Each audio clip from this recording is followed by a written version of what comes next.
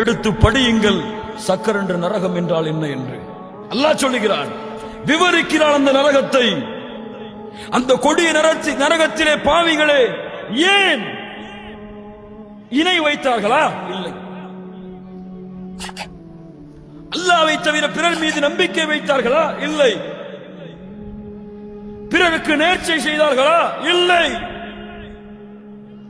லா இலாஹ இல்லல்லாஹ் கூறினார்களா? ஆம் கூறினார்கள். முஹம்மது ரசூலுல்லாஹ் கூறினார்களா? ஆம் கூறினார்கள். யார் அவர்கள்? அப்படி என்றால் قالوا لن نكن من المصلين لن نكن من المصلين.